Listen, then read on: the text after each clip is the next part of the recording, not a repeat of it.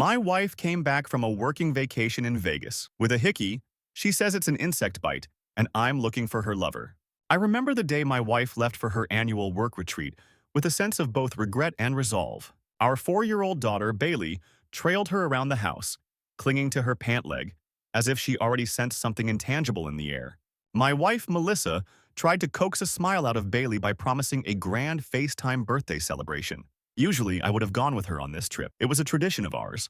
We would use these work retreats as an opportunity to build memories together. But not this time. Bailey's anxiety about traveling had grown so severe that the thought of a long flight seemed impossible. We decided not to push her too hard. Choosing that particular battle didn't make sense when the tears already brimmed in our child's eyes just at the mention of an airplane. I helped Melissa with her luggage, the two of us carefully negotiating the suitcase over the threshold of our front door. We hadn't had a moment's respite from the chaos of everyday life in what felt like ages. She was working longer hours than ever, and our daughter's needs were only increasing. Over the years, Melissa and I had navigated many obstacles: family disagreements, cultural differences, career shifts, and of course the usual burdens of parenting that come with having a young child. Despite our disagreements, I had always considered communication our saving grace. We had never truly faced a hurdle we couldn't talk out. In the early days, when we were still in college, all it took was a few hours in each other's company to figure things out. We were so certain of our love and trust. But now, our dynamic felt different, like we were on parallel tracks, running side by side but never fully meeting in the middle. Neither of us quite knew when the distance started to stretch wide. She'd been preparing for this retreat for weeks, becoming increasingly stressed, and I sensed a withdrawal from her. She had insisted the retreat was crucial for her professional growth, and skipping it might jeopardize her standing. We'd weighed the pros and cons, and I supported her going, even though I had no idea how lonely our home would feel without her, especially on Bailey's birthday. The plan was for them to have a virtual mini-party, candles, cake, singing, while I held the phone so our daughter could see her mother. Melissa was eager to make it work. She gave me a quick kiss on the cheek before leaving for the airport, promising me she'd call, that she'd be in touch, that she'd be there for Bailey's big day. In the first 24 hours, she kept her word. She sent texts about the hotel, about how beautiful the city looked from her room window, about how the opening ceremonies were entertaining. She even said she missed us and wished Bailey were comfortable traveling because she hated missing out on her actual birthday at home. She called that evening to say goodnight to Bailey, and for a little while, the warmth in her voice made me think everything was perfectly fine. But it was on the second day that things began to change. She stopped texting so frequently. Sometimes my messages went unread for hours, or she'd read them without replying, only to resurface later with an apology about being busy. I tried not to read too much into it. Maybe her schedule was more packed than usual. Maybe she was under more pressure to network. But a nagging feeling in my stomach began to twist. She'd said she would call us for Bailey's mini FaceTime celebration. But when the time rolled around, I found myself staring at a phone that never rang. Bailey was confused, wandering around the living room in her little princess birthday dress, waiting for her mom to appear on the screen. I kept checking my phone, sending quick texts, "We're ready when you are," but nothing came in return. Eventually, over an hour later, Melissa texted, saying she was in the middle of an informal gathering in her suite and it would be impossible for her to slip away. It stung, especially since she'd promised our daughter this moment. My disappointment quickly turned to anger, but I tried to remain calm for Bailey's sake. I didn't want her 4th birthday overshadowed by tension. I gathered Bailey in my arms, told her that Mommy was very busy with work this evening and that we'd try again tomorrow. She asked me why Mommy had broken her promise, and I tried to explain that sometimes work is demanding, that maybe Mommy had no choice. But I hated saying those words, because deep inside I believed there's always a choice, even if it's a difficult. Bailey got upset and cried, and I eventually distracted her with extra birthday treats and her new toy set. When she finally settled down and drifted off to sleep, I felt drained in every sense. Melissa's social media posts didn't help. She seemed active there, posting photos of herself with her colleagues and occasionally tagging. One particular colleague showed up in nearly every photo, a young guy I recognized from prior references. His name was Eric, or so I'd gathered from passing mentions. He was new to her department, and she was assigned to oversee him. In the pictures, he always appeared close to her, an arm around her shoulder or waist, his face leaning in near her. It could have been innocent, but it set my teeth on edge. I tried telling myself it was just social media, that people often pose with coworkers this way for the sake of friendly group photos. Still, it lit a spark of worry in my mind. I recalled the time she'd shown me a strange text from him. "You're exactly the kind of woman I need to keep me in check." At the time, I'd mentioned how inappropriate I found it, but she brushed it off, saying he was just naive, that he didn't understand boundaries. She insisted she had it under control and he meant no, but seeing them side by side in Vegas brought that memory roaring back. I did my best to remain calm and not let insecurities devour me. Melissa returned a few more texts here and there, explaining that the days were long, full of seminars and keynote speakers, and that the nights involved networking dinners that ran late. She said the pictures on social media didn't tell the whole story, that Eric just stuck to her because he was nervous about not fitting in. However, the next evening she skipped the rescheduled birthday video call for Bailey. I tried calling her phone, only to be sent to voicemail twice. My frustration built to a boil.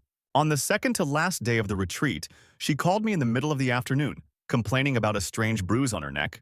She joked that maybe she'd been bitten by some desert bug and said it was throbbing. She tried to send me a blurry photo, but I couldn't really make anything out from her camera's poor angle. She sounded edgy on the phone, like she had 1,000 thoughts swirling in her head. When I tried asking how the conference was going, she gave me short, clipped answers. Then, she abruptly told me she had to go and hung up. I remember setting my phone down with a hollow feeling in my chest. Finally, the day arrived for her to come home. I drove to the airport to pick her up, and the energy between us was off from the moment she spotted. She was wearing a scarf around her neck even though it was uncomfortably warm outside. Her eyes flicked away from mine when I tried to gauge her expression. I asked about the flight, about how the retreat ended, but she just mumbled some vague statements about being exhausted. I wondered if maybe I was overthinking things, but my heart told me I wasn't. When we got home, Bailey threw herself into Melissa's arms, shrieking, "Mommy!" in a mix of joy and relief. Melissa mustered a bright smile, hugging our daughter close, peppering her forehead with kisses. For a little while, watching them like that, I softened. I wanted to believe everything was fine, that maybe the days ahead would bring us back to normal. But once Bailey was down for her afternoon nap, I cornered Melissa gently in the living room and asked her about the bruise. She pulled her scarf more tightly around her neck.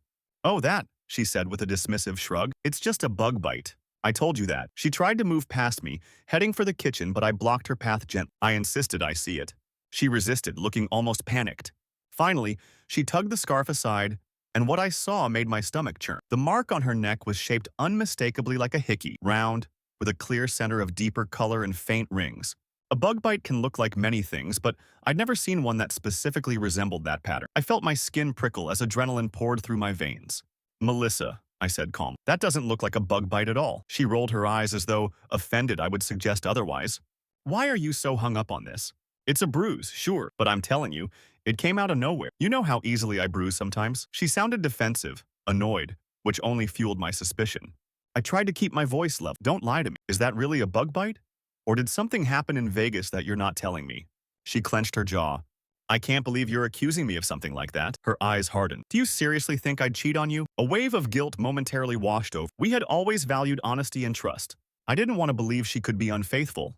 But the images of her cozying up to Eric, combined with her cold behavior and the bruise on her neck, felt like too many dots lining up in a terrible pattern. She wouldn't look me in the eye, and it made my heart. I tried to push the confrontation further, but Bailey woke up from her nap and wandered in, so we dropped it. The rest of the day passed in tense silence. Melissa acted overly sweet to me and Bailey, as though trying to compensate for the argument. She offered to cook dinner, asked Bailey 100 questions about her birthday, and even tried to get affectionate with me. But I was distant, uncertain, and frankly seething beneath the surface. That night, when Bailey was asleep, the argument exploded. We were in our bedroom, voices low but filled with venom, as we tried not to wake our daughter. Melissa accused me of trying to pick a fight because she missed the birthday call. She said I was harboring resentment about her prioritizing work. I told her that was ridiculous, that this was about a mark on her neck that looked suspiciously like a hickey. She grew furious, telling me I should trust her above all else, that my accusations were insulting. We reached an impasse, both of us glaring at each other in silence. Then she spun around, said she was done talking, and left the room. I heard her footsteps going down the hallway, and a moment later the guest room door clicked shut. Normally she would have come back, or I would have followed her to keep talking until we found resolution, but not this time. That was the first night we didn't share a bed since she returned. The days that followed were among the most excruciating of my life. The tension in the house was so thick it felt suffocating. Melissa alternated between ignoring me completely and acting overly affectionate, like she was trying to erase any doubt by smothering me with niceness.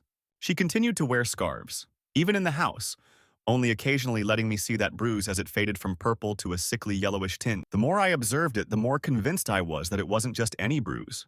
And the more I recalled her behavior at the retreat, her distancing, her social media posts, her attachment to Eric, the more my stomach twisted into knots. Finally, one night, I decided I couldn't stand the silence any. After Bailey went to bed, I confronted Melissa in the living room. We need to talk about this, I said, trying to keep my voice calm, though my heart pounded like a drum in my chest.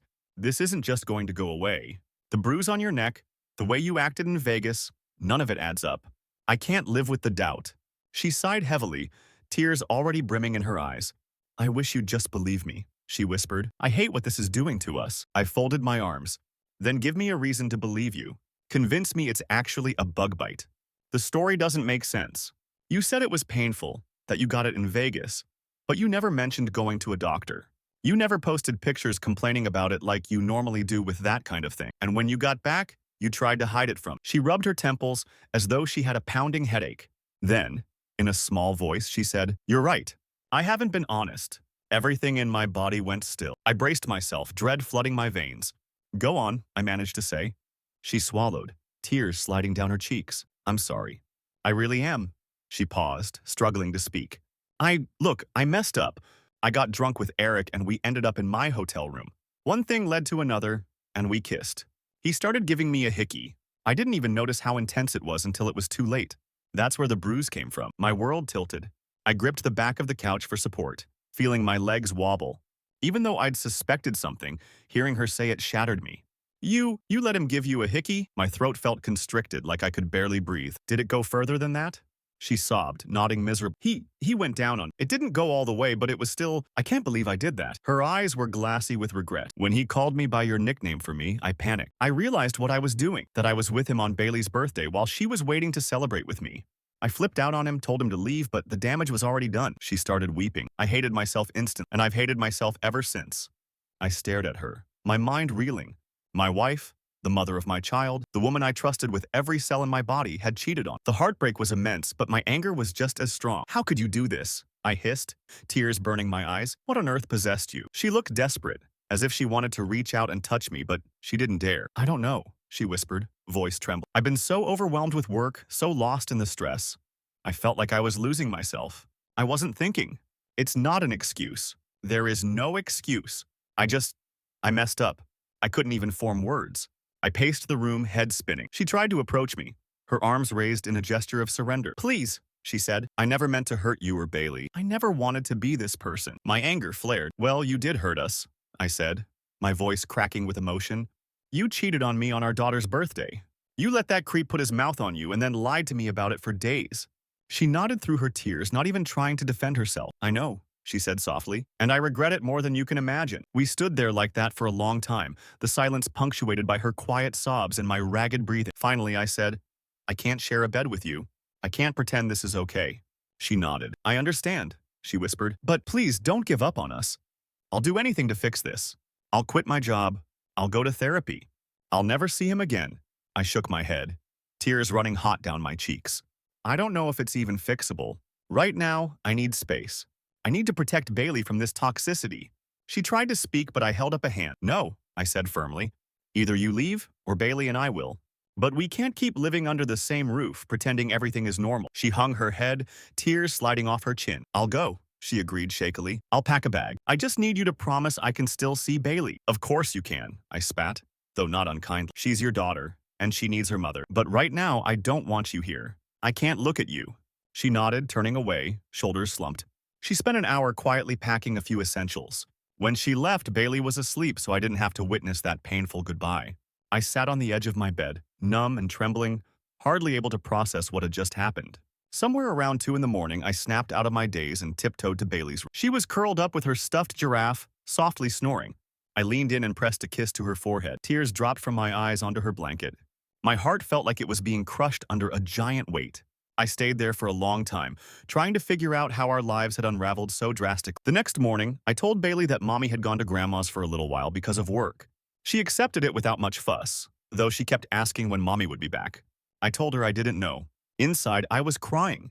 My mother-in-law called me that afternoon. She said Melissa had shown up on their doorstep in tears. My mother-in-law didn't defend her daughter's actions, but she pleaded with me to consider the entire scope of our relationship, our family, our history. She said she understood if I was furious, but she also reminded me of how much Melissa loved me and Bailey. Her entire world is crashing down, she said softly. She's not making excuses for herself. She just wants to fix it. I thanked her for the concern but said I needed time. Over the next few days, I moved through life in a fog. I managed to go to work, arrange childcare for Bailey when necessary, and handle the tasks of daily existence, but it all felt hollow. I found my thoughts drifting constantly to that mental image of Melissa and Eric in some Vegas hotel room, lips locked, his mouth on her neck, the bruise forming. It made my stomach churn. I kept wondering if I had failed her somehow, if our marriage had been teetering on the brink and I hadn't noticed, or if this was some irreparable character flaw in Melissa. My father had once warned me that trust is like a delicate vase. Once broken, even if repaired, the cracks remain visible.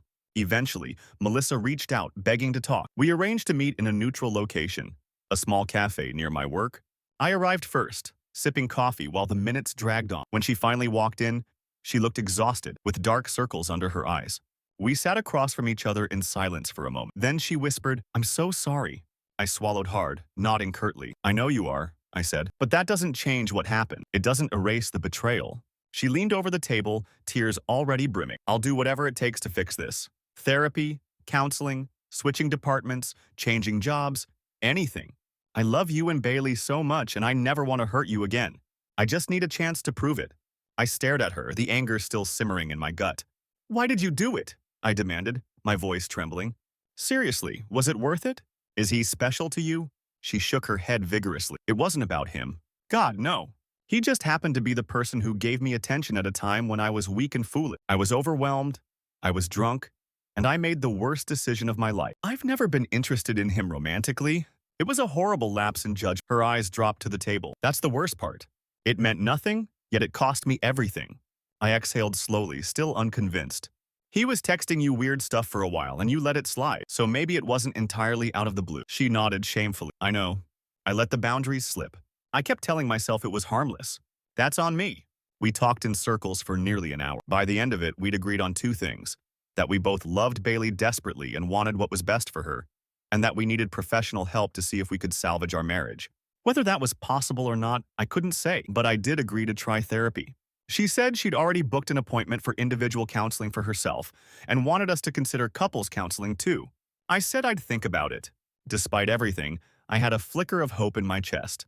Maybe we could find a path. Maybe it was all just raw and fresh, and time plus effort could make a difference. Or maybe I was kidding myself. We embarked on the counseling process. I met with a therapist alone first, venting my anger, my sense of betrayal, my heartbreak. She encouraged me to explore whether or not I believed in the possibility of forgiving Melissa. She explained that forgiveness isn't about pretending the hurt never happened, but rather acknowledging it fully and still choosing to move forward. It sounded impossible to me at the time, but a tiny voice inside me insisted I might not be ready to throw away our entire history for one catastrophic mistake, however agonizing it was. Meanwhile, Melissa was staying at her parents' house. She'd come by on weekends to spend time with Bailey. Those were painful visits for me. Sometimes, I'd leave the house entirely so I wouldn't have to see her. Other times, I'd watch from another room as she and Bailey played together, noticing how much Bailey's mood lifted just by having her mom around. I could see that, for all her mistakes, Melissa was a loving mother who'd made a reprehensible error. One evening, she knocked on the door of the guest room I was sleeping, asking if we could talk. I allowed her in, bracing myself for the conversation. She told me about her own sessions in therapy, how she was exploring a pattern of self-sabotage that might have roots in her family history. Her father had cheated on her mother multiple times, leading to a tumultuous upbringing that shaped Melissa's beliefs about relationships. She feared she was doomed to repeat those cycles. She'd always told herself she'd never become like him, yet in a moment of vulnerability and poor judgment, she found herself following in his footsteps. I listened in silence. A part of me empathized, understanding how childhood trauma can twist one's perspective on love and fidelity. But another part of me wanted to scream that her father's actions didn't excuse her own. I told her as much. She agreed completely, saying she was simply trying to unearth the psychological underpinnings that might have influenced her actions, not shift blame onto her dad. For a moment, in the soft glow of the guest room lamp, I saw the woman I once knew so well, the one who could talk openly about her fears and flaws. I felt a pang of love, overshadowed by a wave of hurt. We remained separated for several weeks. In that time, she officially reported to HR that she could no longer oversee Eric and that she wanted minimal contact with him. Word got out around the office. Eric apparently tried to reach out to her personally, but she shut it down, telling him never to contact her again outside of strictly professional reasons. She told me all of this, trying to demonstrate her sincerity, her willingness to change her environment and accept the consequences.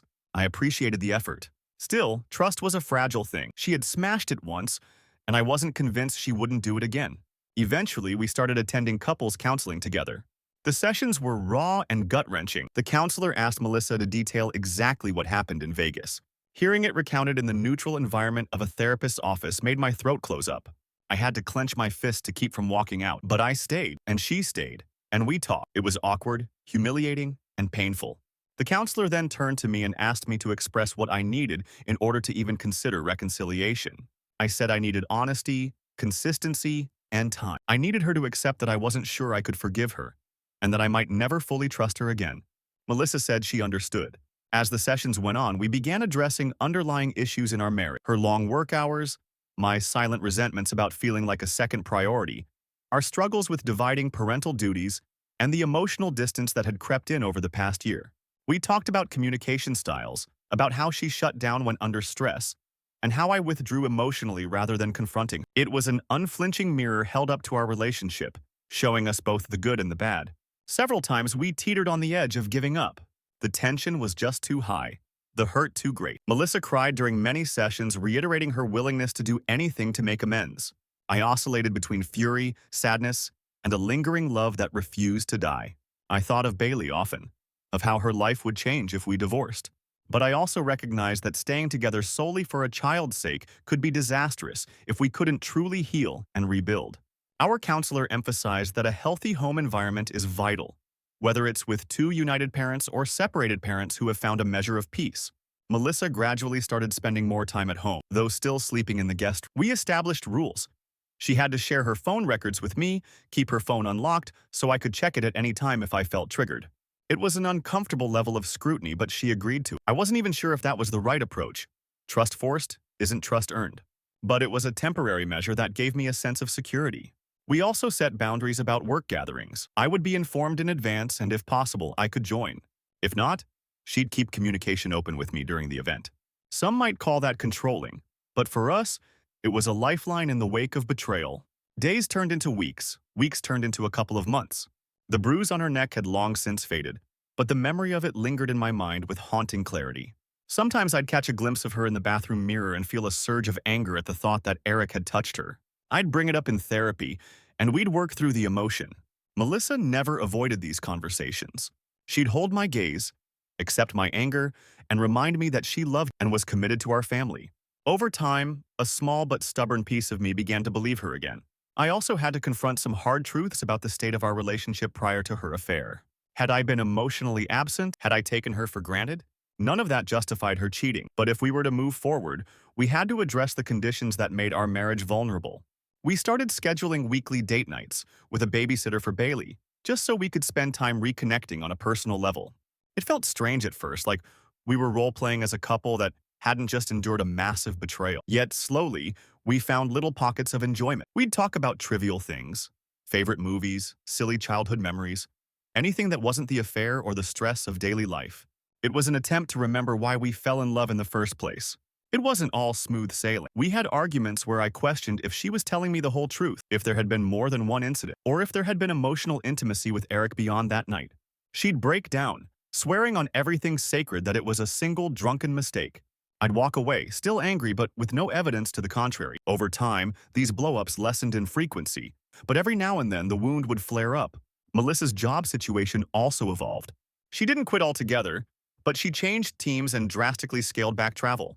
She told me it wasn't worth risking our marriage, that she'd rather plateau in her career than lose her family. That action spoke volumes to me. It showed she was serious about rebuilding our life together. In therapy, we talked about how she could still find fulfillment in her work, without sacrificing the family dynamic or crossing personal boundaries again. Meanwhile, Bailey remained largely unaware of the turmoil beyond sensing some tension in the house and noticing the nights Melissa slept elsewhere. She kept asking, "Are you staying here tonight, Mommy?" And Melissa would assure her that she'd always be nearby. My heart broke every time I heard that question. I vowed to do better by my daughter, to give her the stability she deserved. One of the biggest drivers for me not to give up was seeing how much Bailey needed both of us, how her face lit up with joy when she had Mommy and Daddy around. Eventually, we reached a point in counseling where the therapist asked us to decide if we wanted to officially reconcile under one roof or explore separation more permanently. I wasn't sure how to answer. Part of me was still scared of being hurt again, but another part saw how far Melissa had come, how she was consistently showing love and accountability. After a lot of sleepless nights, I told Melissa I was willing to try. She cried tears of gratitude, hugging me so hard it nearly knocked the breath out of me. That night, we lay in bed together for the first time in months. It was awkward at first. I felt self-conscious. But she reached for my hand under the blankets, and we stayed like that in silence, sharing warmth even though the ghost of betrayal hovered over us. In the weeks that followed, we navigated a fragile new normal. There were nights where I'd wake from nightmares of her with someone else, and I'd need reassurance. She'd hold me, whispering apologies, telling me she was here, that she'd never leave again, never repeat that mistake. Some nights I believed her. Other nights my mind wouldn't let me rest. But I noticed, bit by bit, that I was choosing to stay in those moments rather than running away. Our intimacy resumed slowly, with many emotional conversations about boundaries, trust, and vulnerability. Time continued to pass. Holidays came and went. We found ourselves smiling more, laughing occasionally, and supporting each other in everyday tasks the way we used to. When I looked at her sometimes, I'd feel that old spark of love and admiration, coupled with a new sense of caution.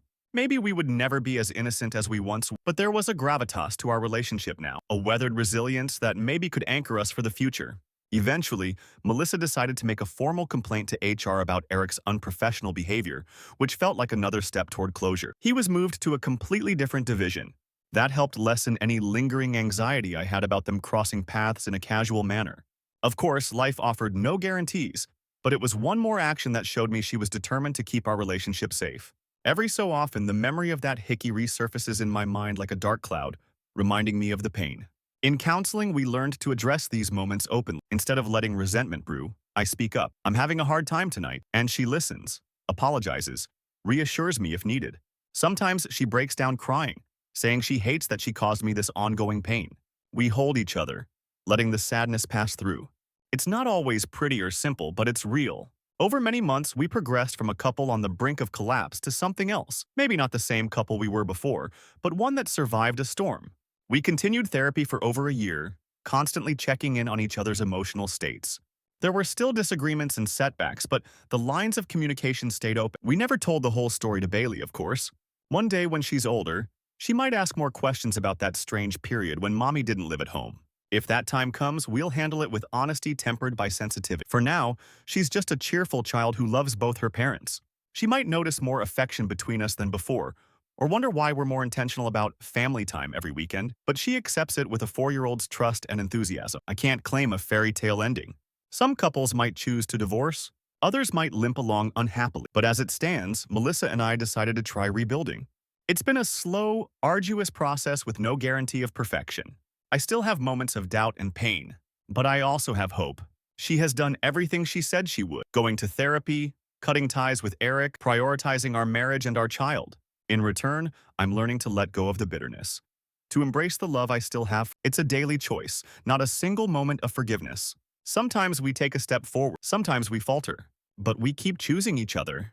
Perhaps the biggest lesson in all of this is that even the strongest relationships can be fragile. A single mistake can shatter a bond built over years.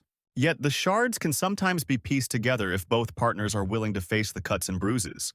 That's what we're doing, piecing ourselves back together, slowly and carefully. Whether we'll be successful in the long run, only time will tell. For now, we're here, living day by day in a renewed commitment, cherishing small moments of laughter and closeness, determined never to take our family for granted again. Time has passed since the night she came home with that mark on her neck, but the memory of it remains a poignant reminder of our fallibility. It's a scar on our relationship, ugly, but also a testament to survival. Sometimes we mention it in passing, not to reopen wounds, but to acknowledge how far we've come. It's not the center of our story anymore, yet it's inextricably woven into its fabric. With patience, dedication, and mutual effort, we found a path to stay together. We learned the importance of setting boundaries, voicing our needs, and never underestimating the power of temptation when trust is taken for granted. Above all, we learned that redemption is possible, though never guaranteed, and that love can be as fragile as glass and as resilient as steel, depending on how we nurture it. For now, at least, we are nurturing it with everything we have, hoping it will be enough to carry us forward into a better and brighter future, together. In quiet moments late at night, when Melissa and I hold each other in the darkness, our breaths slow and synchronized, I sometimes think of that younger version of us, fresh out of college, brimming with dreams, completely unaware of the trials that lay ahead. Life has tested us in ways we never anticipated, but each dawn that arrives is another chance to start anew. That hope, fragile though it may be, propels us forward. If our shared laughter can echo through these halls again, if Bailey can grow up surrounded by love and understanding, if we can both wake up each morning believing in the path we have chosen, then perhaps the hickey, the betrayal, the heartbreak, none of it will define us forever. We will be defined instead by the choice we made to forgive, rebuild, and continue reaching for the life we always wanted, side by side, come what may.